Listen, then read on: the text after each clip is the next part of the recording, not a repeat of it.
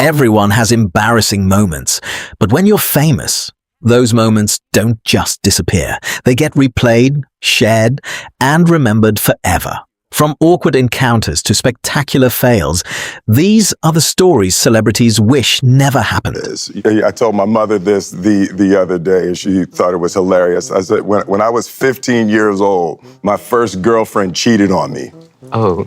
And I remember making a decision that nobody would ever cheat on me again. And the way I was going to do that is by being the biggest actor on earth. Huh. Right? So there's been this weird psychology that I've always felt like if my movies are number one, my life is going to work out great. Huh. You know? And like, so that's just you funny. shut up. It started as a joke, but Ryan Reynolds quickly realized it wasn't a great idea. My dad took, hundreds of thousands of photos, but not of us.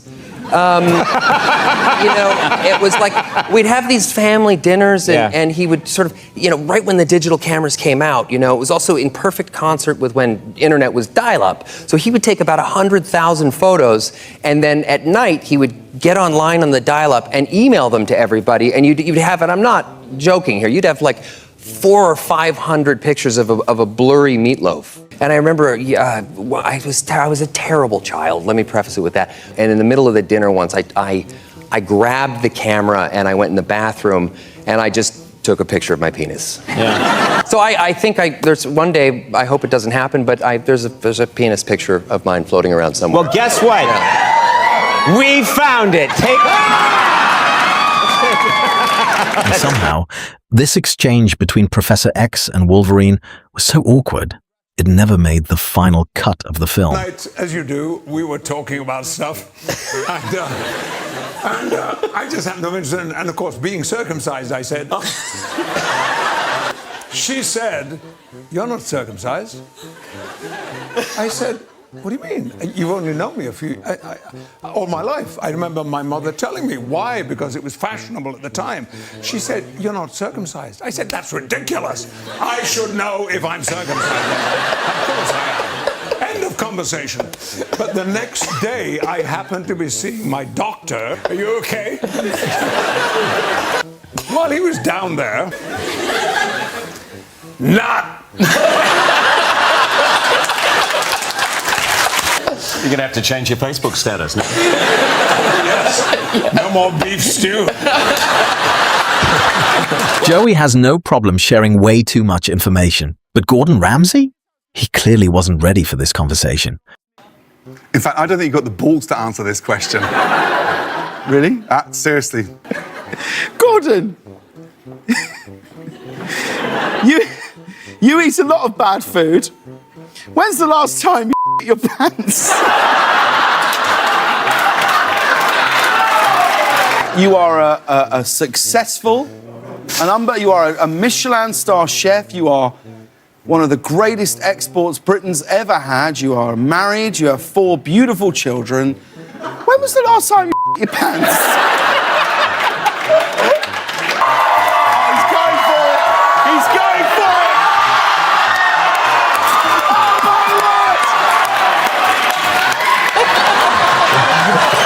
I'm gonna go naked. Yeah. And he's like, oh gosh, I don't know. I was like, too late. And So we actually have a clip. Here's Do the you have a episode of clip? Parks and Oh, Rec, I'm and dying to see this is just method acting at its best. Yeah. Let's see this reaction shot from it.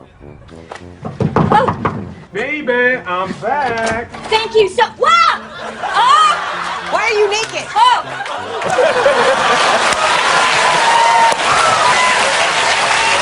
Sometimes the embarrassment isn't yours, it's your dad's. Just ask Chris DiStefano. Definition of a guy, my father, who doesn't give a I remember one time we saw, I was in a pizzeria with him, and I saw Steven Tyler, from Aerosmith. Saw him, and everybody was like, "Oh, that's him." And my dad was like, "I know who that guy is," and I was like, "Yeah, everybody does." He goes, "Yeah, guy." He goes, "I got to say something to him." I was like, "Dad, please don't say anything to him. Please don't say anything to him." He goes, "I got to say something to him, Chris. He's napkin blotting the oil off his pizza. He can't do it." I was like, "Dad, don't do it." He goes, "I'm doing it." And he walks up to me, he goes, "Yo, Bon Jovi." Don't napkin block the oil off your pizza, you loser. He was like, I'm Steven Tyler. He goes, you suck. He just walked away. He goes, who's that piano man? I was like, I like taking a before I go in the shower, but there's some days the system don't work according to your fucking putty schedule. So you wash and then you come out. Some days I was taking a shower and as soon as the water would hit my back, I'd have to take a shit. It's a horrible feeling. So for a while there, I was just saying, let me just shit while I'm taking a shower. So you would scoop it out? No, I would either unscrew that thing. Sometimes I'd pick it up with my hand, just throw it right in. No! Joe, stop! Everyone has a friend who can't handle their alcohol. For Russell Crowe, that friend is Ed Sheeran. Luckily, he picked up a useful trick along the way. And so I said to him, look, this is what I've been doing lately, you know. So I showed him, here's the jug, full to the top with ice. Take your bottle of Silver Patron and empty the entire contents over the ice. And now you wait.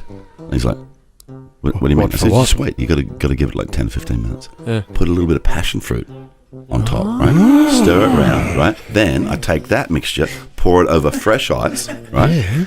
And a little touch of water. Now, I saw him in London recently, you know?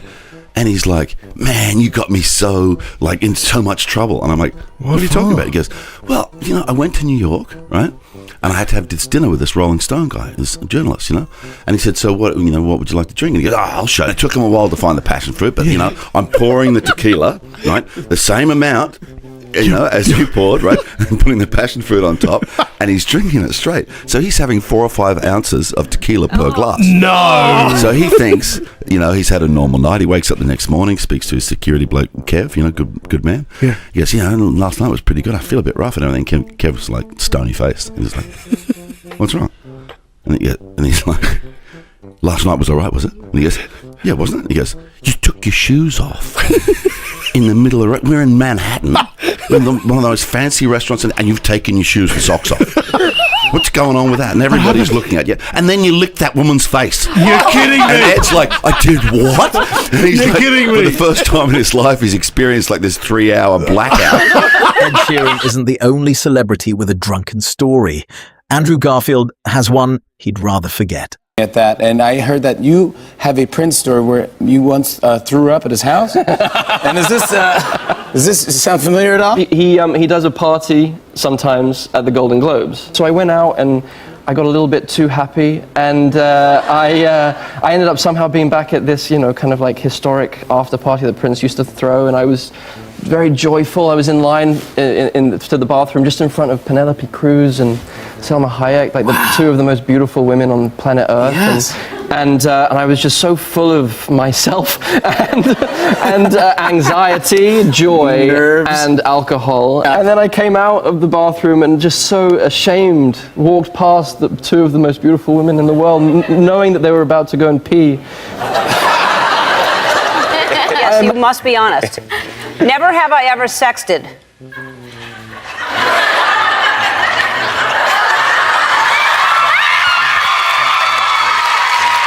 Martha, you've sexted? Do you know what that is?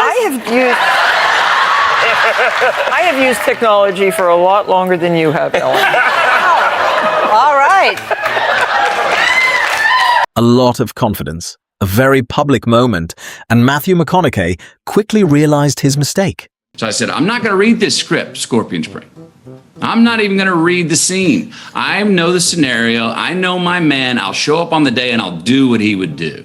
Cut to, I'm on the set of Scorpion Spring. I'm about to shoot that scene. I grab the sides. I'm on my mark. We're about to say action. I have a peek. 1 page.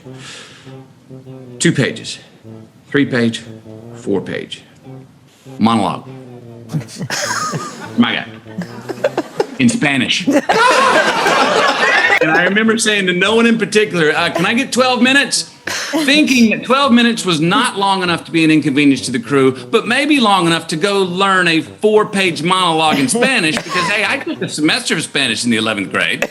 Well, it was not long enough to learn 4 pages in Spanish, and I went back and did the scene. I've never watched it. I'm too embarrassed to, but I learned that day you've got to prepare to have your freedom. So. Everyone gets nervous sometimes, but Jillian Bell turned it into a whole new level of awkward. Is there one celebrity that just you went on overload? Like that was your big I lost celebrity? my mind one time, and it is the most embarrassing story ever. I was obsessed with NSYNC when I was 17. This was my reaction. He walks in and I went, and I just stared at the ground. And so now Kristen and Justin are having a conversation, friendly banter. So this is when I'm like, pipe in. Say something. Say anything. And so they're just like, look at that butt. And I look up and I go, yeah, put a penis in that butt.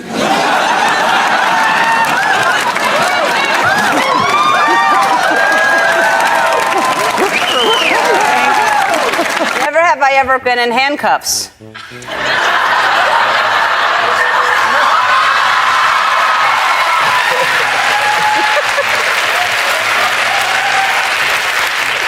What? Anna? Like in a movie? No. No. Being arrested? That wasn't the question. Carl Pilkington is one of the strangest people on earth, which means the jungle should be perfect for him, except it wasn't. I didn't think that. I knew he'd hate it, and that's why I did it. Couldn't stand it. There's no broadening of the mind going on. I don't know what you mean by that. What do you mean by that? What does that say mean? What do you think it means? Well, just, I don't know, I was expecting a bit of mind broadening. Jim Carrey has never been normal, which is exactly why his embarrassing moments are legendary. Hey, I knew Jim Carrey's paintings, but I had no idea he had done acting. He was really good. Although I am seeing that Jim Carrey's sitting up front tonight in the movie section, even though he's nominated for a TV show. Ooh, yeah, that's not gonna work. I'm so sorry, Jim, but we're gonna have to ask you to vacate the movie section and go sit with the TV. You're kidding, right? Now. You know, I just finished a film. It's called Sonic the Hedgehog. Comes out in November. Oh. Should I take my dinner too? I wouldn't want to leave any of my DNA in the film section. Yeah. Jim. I'm sorry. I can't hear you. I see your lips moving, but there's a delay. It takes a long time for the sound to get this far. Yeah. Thank you, Jim. Thank you. We appreciate it.